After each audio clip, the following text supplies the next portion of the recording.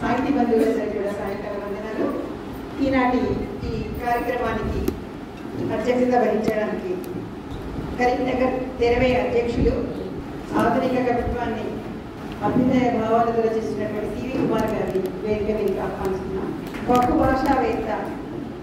List చదివితే మనకు 27 పుస్తకాలు ఏమో వచ్చాయి. స్మారకశీలలు, కేంద్ర సాహిత్య పురస్కార అవార్డును మొదలుకొని మొన్న రీసెంట్గా కాలోజీ అవార్డు కూడా అందుకొని మన కరీంనగర్ సాహిత్య రంగానికి గర్వకారణంగా నిలిచినటువంటి నల్లబెల్ల భాస్కర్ సార్ గారు వేదిక మీదకి వచ్చేదేశారు ఆల్రెడీ. వారికి ప్రణామాలు. కట్టె మలకతో కవిత్వనమాలు అలా దిద్దించి జమడికతో ఒక మోతం మోగించినటువంటి పెద్దకూరి అంజయ్య గారిని, పూర్వ 20 అధ్యక్షులు పెద్దకూరి అంజయ్య గారిని వేదిక మీదకి సాధారణంగా ఆహ్వానిస్తున్నాం. ఎస్ఆర్ఆర్ కాలేజ్ అసిస్టెంట్ ప్రొఫెసర్, 2 పక్షులు ఒక జీవితం, బావి దీర్ఘ మీద ఊరవిష్కలు, ఇట్లాంటి తెలంగాణ పదాలకే ప్రాముఖ్యత సంతరించినటువంటి కవిత్వం రాసినటువంటి 20 పూర్వ కరీంనగర్ అధ్యక్షులు, కార్యదర్శి, ప్రస్తుత రాష్ట్ర ప్రధాన కార్యదర్శి గుల్ల వెంకటేశ్వర గారిని వేదిక మీదకి ఆహ్వానిస్తున్నాను. మన బువ్వకుండ, ఇంటి దీపం, అన్నవరం సార్. తెలంగాణ కవిత్వం అంటే మనకు ముందు గుర్తొస్తారు. తన ఊరి దస్తూరితో తనదైన ఒక దస్తకథని మనకి కరీంనగర్ కోసం వదిలేసినటువంటి అన్నవరం దేవేంద్ర సార్ని వేదిక మీద ఆహ్వానిస్తున్నాము. ఈనాటి పుస్తక రచయిత కూకట్ల తిరుపతి సార్. ఆ తిరుపతి సార్ 8 పుస్తకాలు వచ్చాయి ఇప్పటికీ. ఎన్నో సంపాదకం కూడా బాలల కవిత్వాన్ని సంపాదకత్వంలో తీసుకువచ్చారు. అన్నవరం దేవేంద్ర సార్ తర్వాత తెలంగాణ పదాలలో ఈ పుస్తకం మస్తు గొట్టున్నది సార్ నిజానికి రాసినటువంటి. అంటే నాట్ ఓన్లీ కవిత్వం కాకుండా తను చిరుతల రామాయణంలో ఎన్ని పాత్రలు అసలు. వీరసేనుడు సార్, వీరసేనుడు, తర్వాత నక్షత్రకుడు, సత్యహరిశ్చంద్ర నాటకంలో కూడా మొన్న ఎన్నో సుగ్రీవుడి పాత్ర, ఎన్నో పాత్రల్ని అంటే ప్రాచీన కళలని కూడా పోషించడానికి తనదైన పాత్రను వహిస్తున్నటువంటి తిరుపతి గారి ప్రధానంగా ఆహ్వానించాం.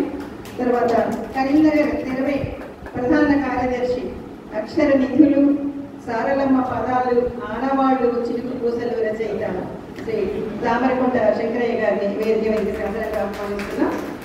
కార్యక్రమానికి సమాపనం చేయడం కోసం ఆకాశమంత పావురాన్ని ప్రశ్నించే కాలంగా ఎదిరించి నిలిచినటువంటి కవి, గాయకుడు, కార్టూనిస్టు శ్రీ పెనుగొండ బసవేశ్వర గారిని వేదిక మీదకి ఆహ్వానిస్తున్నాం. మొలాటు ఈనాటి పుస్తకం. మొలాటు అంటే అర్థం ఇక్కడ అందరికీ తెలుసా? నాకైతే తెలియదు నిజానికి. తెలుసుకున్నాను కానీ తెలీదా మీకు కూడా? పట్టణ వాతావరణంలో పెరిగిన వాళ్ళకి మొలాటు అంటే అర్థం తెలిసే అవకాశం లేదు. సార్ పుస్తకాల పేర్లు కూడా మనకు ఆరుద్ర పురుగు కానీ, ఎర్రగాలు కానీ ఏవి చూసినా కానీ తెలంగాణ సౌందర్యం అంతా కూడా మనకు జవదవలాడుతూ కనబడుతూ ఉంటుంది. అట్లే ఈ మొలాట పుస్తకం తీస్తే చిన్నప్పుడు అంటే సగం చదువులప్పుడు ఇంగ్లీష్ దాకా డిక్షనరీ, ఆక్స్ఫర్డ్ డిక్షనరీ పక్కన పెట్టుకునేదాన్ని. ఇప్పుడు ఈ మొలాట పుస్తకం చదవడానికి తెలంగాణ పదకోశం నాకు అవసరం పడేంత గొట్టున్నది పుస్తకం. కూడా చదువుకున్న కొన్ని కవితలు, కొన్ని అన్ని చివరిలో కొన్ని సామాజిక వార్తలు రాసినటువంటి కొంతవరకు అర్థమైనప్పటికీ కూడా చాలా పదాలని నేను తడుముకోవాల్సిన పరిస్థితి నాకు ఏర్పడింది. ఎందుకంటే గ్రామీణ నేపథ్యం లేకపోవడం, పల్లె వాతావరణం తెలియకపోవడం. సో ఈ పుస్తకంలో అంటే నాకు గమ్మత్ అనిపించిన శీర్షికలు బువ్వ చెట్టు, నాన్న చెట్టు, అమ్మ చెట్టు వెళ్ళాం మనం. బువ్వ చెట్టు అట్లా డిఫరెంట్గా బొడ్డు శీల అంటే తెలుసా? విన్నారా? బొడ్డు శీల. ఆట కోయిలల్లారా పొట్ట కోయిలల్లారా మేము ఏదో బతుకమ్మ పాటల్లో వాడుతున్నట్టు నాకు కొంచెము, అంతకంటే ఎక్కువ తెలియదు. కానీ చాలా తెలంగాణ పదాలు.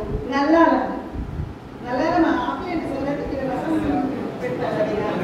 నల్లారం, జీగంజి, జీవం పోసే గంజ, జీగంజి, ఎనగర్ర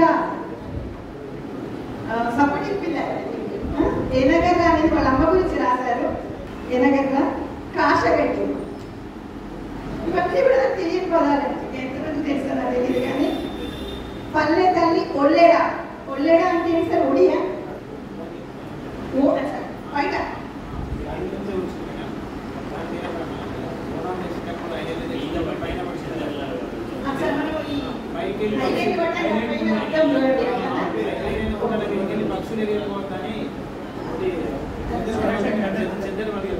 ఓకే ఓకే ఒళ్ళేడా నేను ఒళ్ళేడా అంటే ఒడియేమో అనుకున్నాను సార్, పర్లేదు.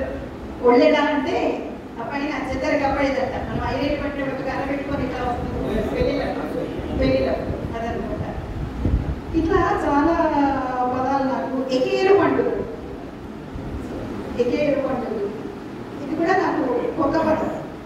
ఇట్లా చాలా పదాలు కూడా నాకు కొత్త కొత్తగా అనిపించి తెలుసుకోవడం. అంటే నా తెలంగాణ భాషను నేను నేర్చుకోవాల్సిన దౌర్భాగ్యంలో ఉన్నానని సిగ్గేసింది నిజానికి పుస్తకం చదువుతుంటే.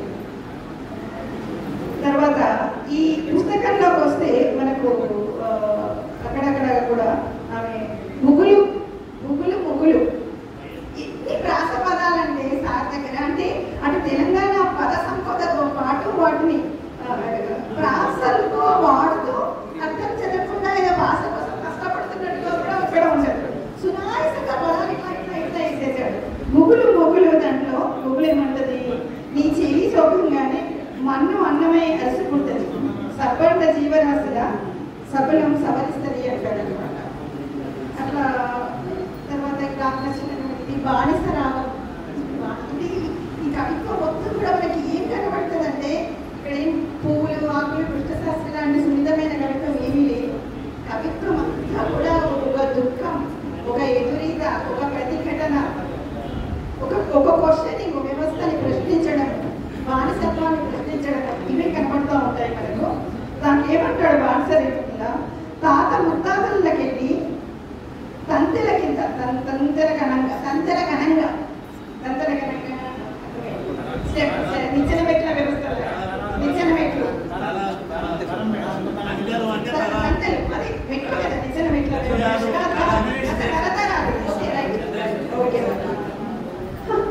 తాత ముత్తాతలకెళ్ళి తంతెల ఘనంగా ఎన్నమైన ఎట్టి శాస్త్రం కైగట్టుకున్న ఎతకథలు ఒక్కొక్క రాగపూసలతో వేసుకున్నవి అంటాడు. దాదాపు 60% ఆఫ్ కవిత్వం ఆయన పెద్ద ఎనకర్ర కవితలో వాళ్ళ అంటే ఈ సామెతల వాడకం కూడా చాలా అమోఘంగా. సామెతలు తెలంగాణ భాష పదాలు విడిగారాలు అట్లా అట్లా అట్లా పడిపోతాయి కొంత. ముట్టిందల్లా ముచ్చమైంది, ముత్యం అంటాం కదా, ముట్టుకున్నదల్లా పట్టిందల్లా బంగారం లాంటిది, ముట్టుకున్నదల్లా ముచ్చమైంది అనడం. ఆకలికి అన్నం ముద్దై ధూపకు సల్ల ముట్టి అనే పదం కూడా నేను కొత్తగా విన్నాను. సల్ల ఎరుగు అంటే ఆ వాడకం, ఆ ప్రయోగాలు ముచ్చిందల్లా ముచ్చమైంది, ఆకలికి అన్నం ముద్దై ధూపకు సల్ల ముద్దయింది అంటాడు. మరి ఎనగర్ర వాళ్ళ అమ్మ గురించి రాసుకున్న కవిత అయింది. తర్వాత ముఖ్యంగా దీంట్లో స్ట్రాంగెస్ట్ పాయింట్ నాకు అనిపించింది ఏంటంటే, ఇది మన శివసాగర్ గారు అంటారు, కొండగోపులు ఎరుపు కొండలే ఎరుపు అడవిలో వందల అమరత్వం ఎరుపు అని. అది ప్రస్తావన వచ్చింది ఇంద్రవెల్లి సంఘటన గురించి. దాని గురించి రాసుకున్న కవిత నెత్తురింకిన నేల. అసలు ఒక్కొక్క వాక్యం చదువుతుంటేనే మనకు రోమాలు నిక్కబడుతూ ఉంటాయి. సంఘటన తెలిసి తెలవని వాళ్ళకి కొంచెం ఏమో కానీ తెలిసిన వాళ్ళైతే అట్లా ఉంటుందన్నమాట. దాంట్లో ఏమంటాడు, గోంద్వార దారి దీపాలను 1000 ఊడల మధ్యకి వేలాడదీశావేమో, పునాది రాళ్ళను మాత్రం తినచలేకపోయావు. నిజంగా అంటే ఒక ప్రత్యేకతగా ఒక తిరుగుబాటును ఒకటి వరతో తప్ప ఎవరు కూర్చేయగలుగుతారు? వాళ్ళ లోపల ఉన్నటువంటి భావాలు మాత్రము ఏం చేయలేకపోయినావు అంటాడు.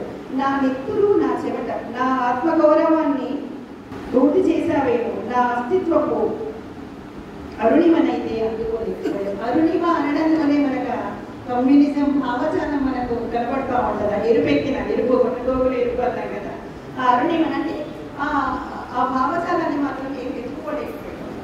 ఎత్తులు చెమటనే దోచుకుంటారు. అడవి బిడ్డల గురించి కదా అదంతా కూడా. నా పోడు శలికల ఇది నేను అసలు చెప్పాను కదా ఇందాక, నా పోడు శలికల పట్టాల తడబాటు, నా పంట తీసుకు ధరల నగువాడు, తడబాటు నగువాడు. అసలు అవి పోడు శలికలు, అవి ఎవరియో అసలు చేసుకుంటూ పోతుంది వ్యవసాయం. అది ఎవరియో దానికి సరైన పట్టాలు కానీ భూములు కానీ వాళ్ళ పేర్ల మీద ఉండవు. వాళ్ళు పండించిన తర్వాత దినుసులన్నీ కూడా ఎవరో ఎగరేసుకోపోవడం లాంటి సందర్భాలు అట్లా ఈ ఆదివాసుల గురించి రాసినటువంటి కవిత. తర్వాత తెలంగాణ నేను తెలంగాణ కవి తెలంగాణ సార్, నేను తెలంగాణను అంటే కవిత కూడా తెలంగాణమే. ఒకటి గర్వాపసి అనే గర్వాపసి అంటే మనకు మోదీ గుర్తొస్తాడు. గర్వాపసి అనగానే హిందువుల్లోకి మళ్ళీ వెనక్కి తీసుకురావాలనే ప్రయత్నం కనబడుతుంది లోపల. మరి దాన్ని ఎందుకు గర్వాపసికి రావు, ఎవరు వస్తారు ఎవరు రారు, ఎందుకు రావాలి? దాంట్లో అంటాడు, మతం అంటే సీసాన్ని కరగబోసి నింపిన చెవులు, నిర్దయగా తెగ్గోసిన నాలుకలు, కర్కశంగా నరికిన బొటనవేలు ఎవరిది నరికిందో తెలుసు మనకు, చీమునెత్తులు లేని వాళ్ళు చిలిమేసిన సోగకలు, ముంతలు కట్టిన మూతులు, చీపులు కట్టిన అడుగులు. ఈ రెండు వాక్యాలు లాంటివి నేను జమడికలో కూడా చదివాను కదా. అంటే నేపథ్యం అవి అంతరాల ఈ కవితలో నేను ఇద్దరు వాక్యాలు మొత్తం మనకి పట్టిస్తాయి. అంతరాల దూదితో పడికిన అతుకని వర్గ పోగులు. ఎందుకు వెనక్కి రారు, ఎందుకు హిందువులు ఇక్కడి నుంచి బయటికి వెళ్ళారు, మళ్ళీ వెనక్కి రాకపోవడం కారణాలు ఏంటి? ఆల్మోస్ట్ మనకి ఇవన్నీ అర్థమవుతూ ఉంటాయి. ఆ పాదాలకు పబ్బతులు అని అనుకోవడం ఎంత తెలంగాణ ఆ కష్టం అది ఇట్లదని అతుకు ఉంటాయి కదా. వాడే పదాలు వయ్య జర్ర సర్ర ఇట్లాంటివి. అప్పుడు నేను అన్నవరం సార్ కూడా వాడతాడు ఇట్లాంటి పదాలు చూసినట్టుగా. వయ్య ఉరికిన ఒయ్యారి పాదాలు, ఇదైతే పాటలా అనిపించింది సార్ నాకైతే. మంచి అంటే ఒక విధంగా ఉంటుంది అట్లా.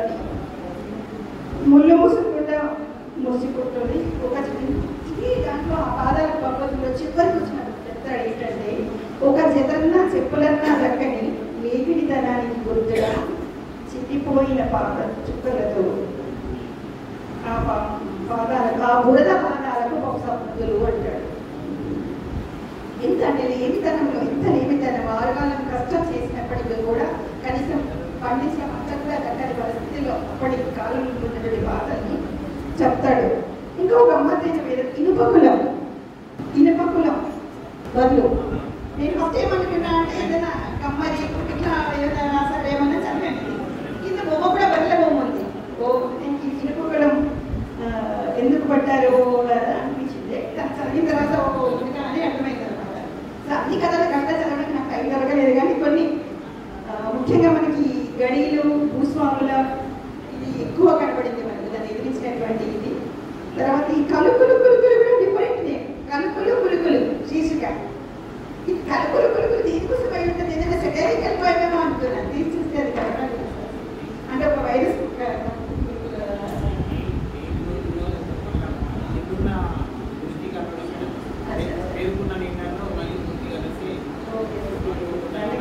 కలుపులు అంటారు దాన్ని. సో అంటే వీటితో పాటు అంటే చాలా అంశాలు సృష్టించారు. మెయిన్ మాత్రం నాకు అదే మనకు ఈ భూస్వామిక వ్యవస్థ మీద, తర్వాత రాజ్య దురహంకారాల మీద, ఆదివాసుల బాధల మీద, వర్గ వేదాల మీద ఎక్కువగా కనిపిస్తే ఆసిఫా గురించి కూడా రాశారు. ఆసిఫా అత్యాచారము తర్వాత చాలా ఎక్కువ ఎలిజీలు కనిపించాయి. సినారి గురించి రాసుకున్నారు, మత్స్యప్రభా ప్రసాద్ గురించి రాసుకున్నారు, వర్గాల గురించి రాశారు. పెళ్లి లలిత గారి మీద రాసిన కవితను అయితే అద్భుతంగా అయితే అంటే ఆమె వాక్యాలను ఉపయోగిస్తూ కూడా దాన్ని రాశారు. చాలా అద్భుతమైన కవిత. వాళ్ళ నాన్న గురించి కూడా ఒక కవిత రాసుకున్నారు, సంకలనం కోసం ఇచ్చినట్టున్నారు దాన్ని.